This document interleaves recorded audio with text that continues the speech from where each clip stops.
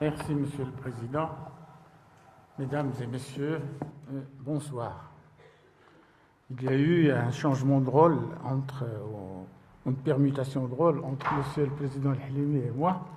Je devais présider, d'avoir le beau rôle, celui d'écouter les autres et de leur donner seulement la parole. Et puis ce matin, il m'a fait la surprise de me demander de revenir. Alors, j'ai essayé d'improviser une intervention. C'était un peu difficile parce que nous avons écouté ici d'éminents spécialistes sur tous les sujets. C'est très difficile de ne pas se répéter. Et j'ai par conséquent choisi de parler en tant qu'homme de terrain. Comme l'a dit M. Halimi, je suis un député et j'essaye de profiter des réflexions des uns et des autres, des positions des uns et des autres pour les mettre en pratique. Alors, j'ai, sur les sujets qui ont été soulevés ici, des convictions fortes, des convictions de maghrébin, j'ai été secrétaire général de l'Union arabo-africaine, j'ai des convictions méditerranéennes, puisque je suis actuellement aussi président de l'Assemblée parlementaire méditerranéenne. Nous avons une Assemblée parlementaire méditerranéenne. Nous devançons peut-être un peu les choses. Et j'ai aussi des convictions euroméditerranéennes, puisque pendant 6 ans, avec différents présidents du Parlement européen, j'ai été coprésident du Forum euroméditerranéen, qui est un accompagnement parlementaire du processus de Barcelone, dont l'auteur est avec nous, l'un des auteurs, M. Felipe González.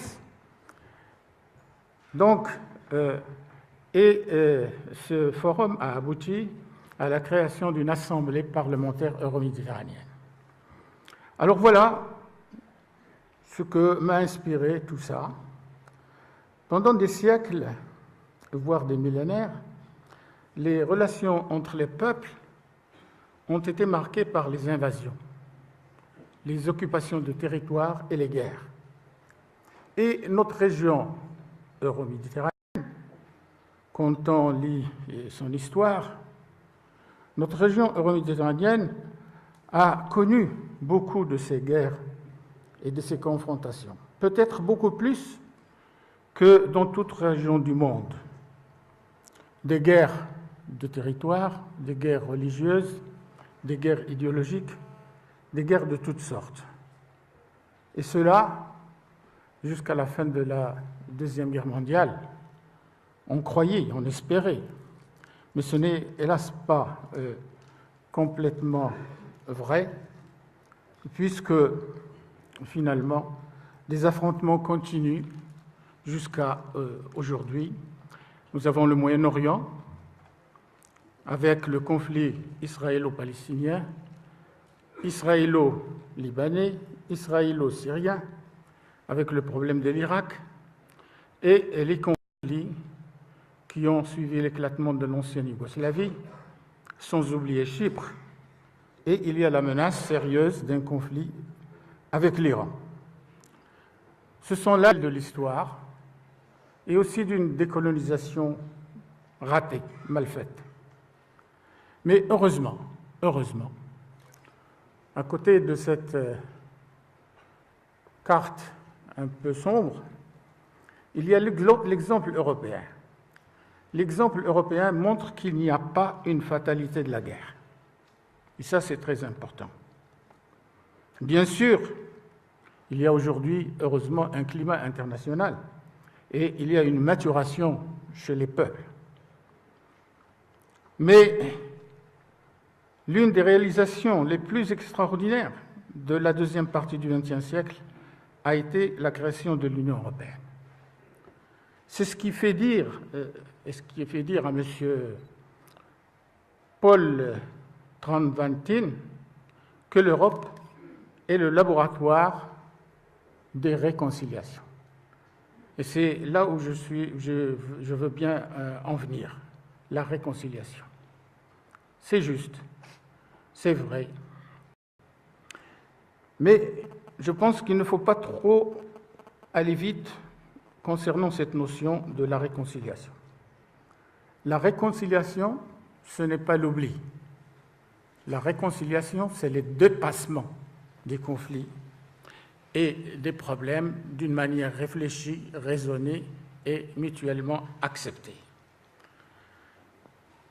Ce concept de la réconciliation est fondamental à mon avis aujourd'hui parce que c'est la clé préalable à la solution de beaucoup de problèmes dans notre région. L'importance de l'exemple européen que je citais vient du fait de sa réussite. Le projet européen a réussi parce qu'il a atteint ses objectifs en instaurant la paix, la sécurité interne et la stabilité durable dans le continent européen, et surtout avec l'élargissement. Et il a découlé de tout cela une grande prospérité que tout le monde connaît. Donc, l'exemple européen est un exemple important. Il est aussi important parce qu'il est important comme exemple, comme modèle, comme démarche, comme méthodologie et comme pédagogie.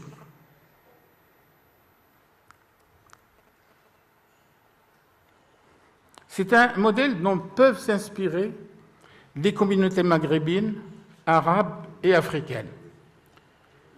La construction s'est faite sur une période d'un demi-siècle. Et les Européens sont partis du marché du charbon et de l'acier, en passant par la politique agricole commune, l'union douanière, la création de l'euro et actuellement la discussion sur la constitution commune, malgré les difficultés momentanées. Je pense que le modèle européen est exportable moyennant des adaptations et des aménagements nécessaires. La réalisation de l'Europe est l'œuvre des élites. C'est Jean Monnet, c'est Robert Schuman, c'est de Gasperi, c'est De Gaulle, c'est Adenauer, c'est Paul-Henri Spaak. Ce sont les élites de l'Europe qui ont fait l'Europe. Et les élites sont responsables et de la guerre et de la paix. Donc, les élites du Maghreb, du Maroc, de l'Afrique, du Moyen-Orient ont un exemple à suivre. Et comment ils ont réussi, ces élites européennes, à arrêter les guerres? Eh bien, ils ont réussi parce qu'ils ont compris que cela ne sert à rien de s'entretuer. Donc, on peut dire que pour la solution de nos problèmes, la réconciliation est un passage obligé. Parce que, eh bien, pour construire le Maghreb, il faut la réconciliation entre le Maroc et l'Algérie. Sans cela, on ne peut pas construire le Maghreb. Pour la construction de l'union du monde arabe, il faut la réconciliation entre les pays arabes, entre des régimes économiques, sociaux, politiques, idéologiques différents. Il faut qu'ils acceptent la cohabitation et la coexistence. Pour la paix au Moyen-Orient, il faut une réconciliation entre Israël et les Palestiniens, entre Israël et les autres pays arabes. L'union entre Africains passe aussi par les réconciliations à la fois internes, à l'intérieur d'un pays, et externes, entre les pays africains. Donc, la réconciliation est quelque chose de nécessaire, et la réconciliation politique, culturelle, religieuse, civilisationnelle entre le Nord et le Sud est aussi une nécessité. C'est une nécessité, mais aussi une possibilité. Parce que la Méditerranée est le berceau de la civilisation gréco-romaine et judéo-chrétienne, mais elle est aussi le berceau de la civilisation et de la culture arabo-musulmane et amazigho-andalou. Donc, les deux civilisations ont beaucoup de choses en commun. D'abord, le lieu de naissance, c'est le croissant fertile, et aussi le monothéisme. Et ce n'est pas peu.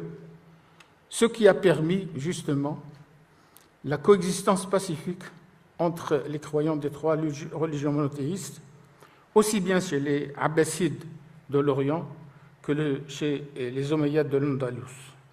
Ce sont les efforts communs des musulmans, des juifs, des chrétiens qui ont permis la transmission de l'héritage grec à l'Europe de la Renaissance. Donc, une fois la réconciliation en cours ou acquise selon les circonstances, donc une fois la réconciliation acquise, l'union peut se faire autour d'un certain nombre de valeurs. Un certain nombre de valeurs en tenant compte des intérêts légitimes des uns et des autres. Quelles sont ces valeurs? Eh bien, ces valeurs sont des valeurs universelles. C'est la démocratie, c'est les droits de l'homme, c'est les libertés fondamentales, c'est l'état de droit, c'est l'égalité devant la loi, c'est l'égalité des chances, c'est la justice sociale, c'est la bonne gouvernance. Ce sont là les valeurs universelles autour desquelles tous les hommes et toutes les femmes peuvent se réunir et se mettre d'accord. Ce sont d'ailleurs les conditions de l'adhésion à l'Union européenne. Les intérêts, eh bien, ce sont les intérêts politiques, économiques, sociaux et culturels des peuples. C'est le droit à la sécurité, c'est le droit à une vie digne et décente, c'est le droit à la satisfaction des besoins des peuples. Alors, pour atteindre ces objectifs, les pays du Sud et les ensembles du Sud ont besoin d'aide, comme l'ont souligné beaucoup d'orateurs durant ces 2 jours. À la fois une aide politique et une aide matérielle, je ne dirais pas seulement économique. L'Europe a été aidée par le plan Marshall, soutenue par le temps, soutenue et protégée par le temps. Taïwan, la Corée du Sud ont été aidés par les États-Unis. Bien sûr, c'était le contexte de la guerre froide. Le Maghreb et certains pays arabes, des pays d'Afrique, ont besoin d'aide. Et c'est dans ce cadre que doit s'inscrire la coopération et le partenariat Nord-Sud. Une fois que ces pays et ces ensembles, une fois qu'ils sont sur pied, ou pendant le processus même, on peut envisager une alliance Nord-Sud pour construire la communauté euro-méditerranéenne. La communauté euro-méditerranéenne engloberait l'Union européenne au nord et le triangle qui va de la Turquie au Maroc en passant par l'Égypte au sud. Nous avons là les éléments de base pour construire la future citoyenneté euro-méditerranéenne, pour marquer les liens profonds qui unissent les peuples des 2 rives et leur communauté de destin. La Méditerranée, comme ça a été dit, le Maroc aussi, comme ça a été dit, à cause de sa situation géographique et de sa proximité à la fois de l'Europe sur le plan géographique et de sa proximité intellectuelle et culturelle du monde arabo-musulman et de l'Afrique, peut jouer la fonction de passerelle facilitatrice entre le nord et le sud de la Méditerranée d'une part et entre l'ensemble euro-méditerranéen et l'Afrique subsaharienne d'autre part.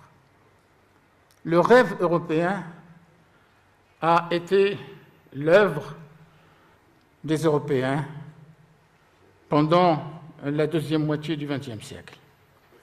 Le nouveau rêve commun aux Européens et aux gens du Sud est de créer la communauté euro-méditerranéenne. Bien sûr, ce rêve demandera plus de temps et peut-être que le grand projet du XXIe siècle pour les générations futures de nos peuples, pour leur mobilisation, eh bien, future, ça sera justement la création de cette communauté euroméditerranéenne par l'effort de tous. Je vous remercie.